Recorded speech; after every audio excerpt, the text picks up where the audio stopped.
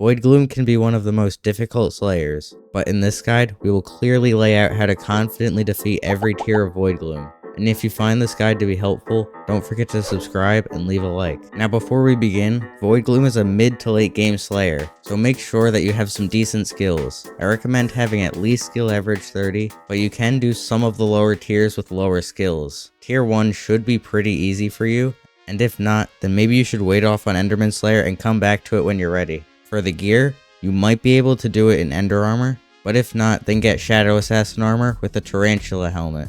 And if you can't afford the chestplate, then you can switch it out for a Zombie Knight chestplate. For your weapon, you can pretty much just use whatever you have, since the boss has so little HP.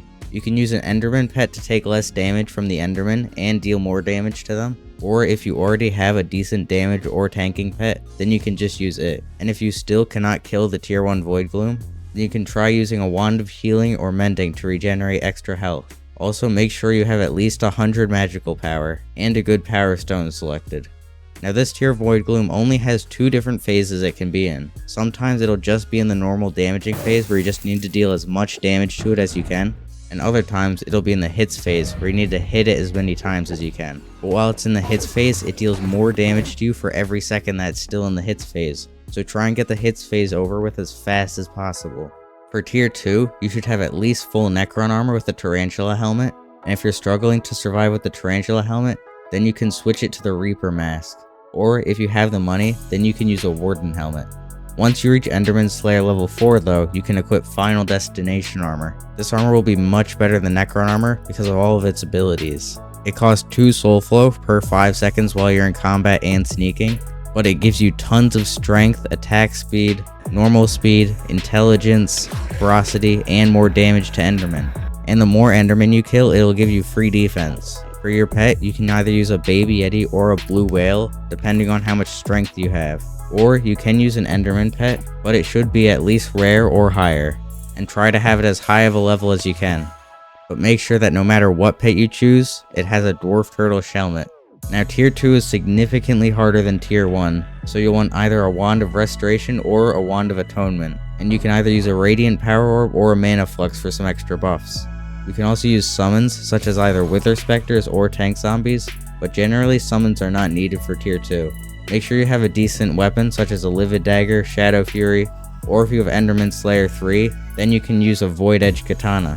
And you should have at least 300 magical power. The tier 2 boss also has the same damage phase and hits phase, but it also has an added ability. It can throw beacons. These beacons will one-shot you and you'll instantly die and lose the boss, unless you can manage to make contact with the beacon within a few seconds of it being thrown.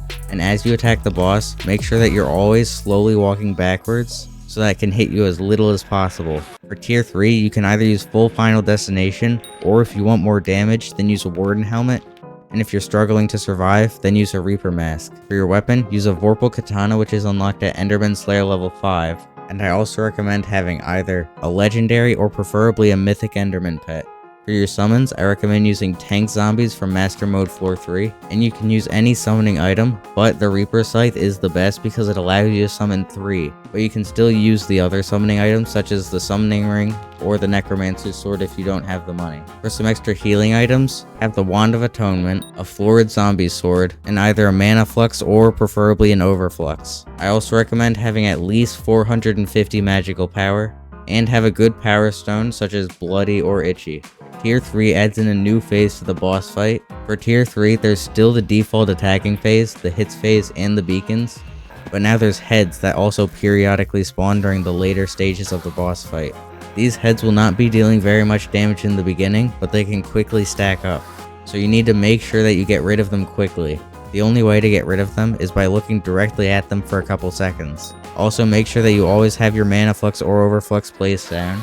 And if you're still struggling to survive, then try and have your Wand of Atonement constantly going. And also be sure to constantly use the ability for the Vorpal Katana, because it will massively buff your damage. But to use the ability, you'll need something to store your soul flow in. So for that, you'll use a soul flow pile, which is unlocked at Enderman Slayer level 2. For tier 4, you should have full Final Destination armor, but if you want to deal more damage, then you can get a Warden helmet, and if you're struggling to survive, then use a Reaper mask. Also, make sure that your Final Destination has at least 25,000 kills, and preferably 50,000.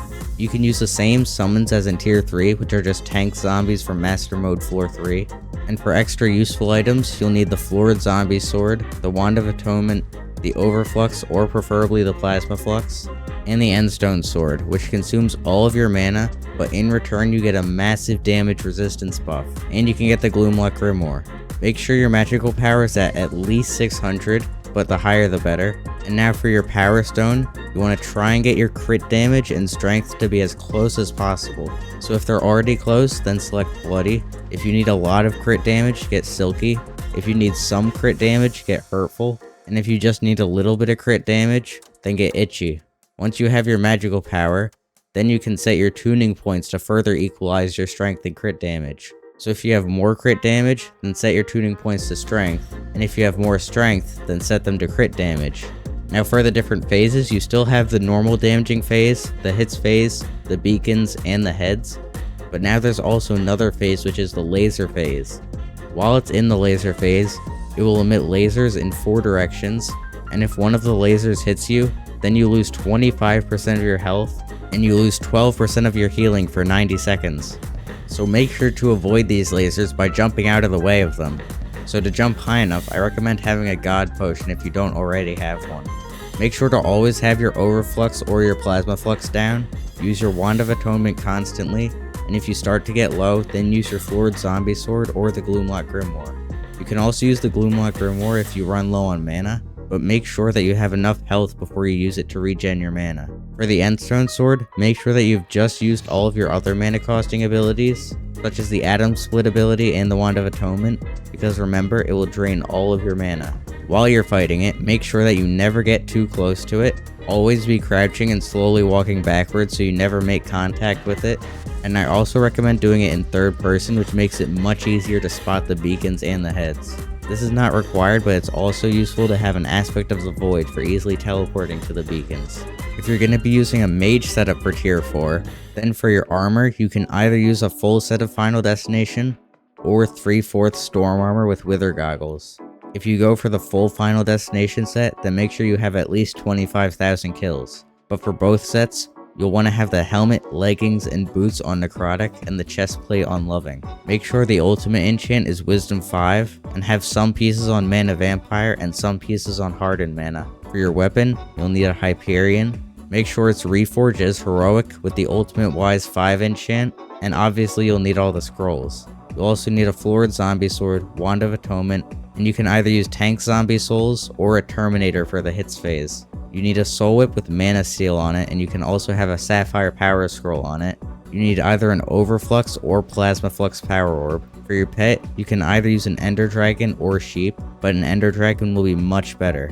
For your magical power, you want at least 700, but more is obviously better. For your Power Stone, the budget option is Sighted, which is unlocked with Ender Monocles, or if you have the money, then you can get the Bizarre Power Stone. It does give a bit more mana, but it's extremely expensive. For killing the boss, whenever it's in the hits phase, use your Tank Zombies or Terminator to deal all the hits. When it's in laser phase, use your Soul Whip for mana regeneration. And when it's in the normal phase, use your Hyperion to deal as much damage as possible with the right click ability. If you have any other questions about Voidgloom Slayer, be sure to comment them down below, but that's going to be all for this video. Bye.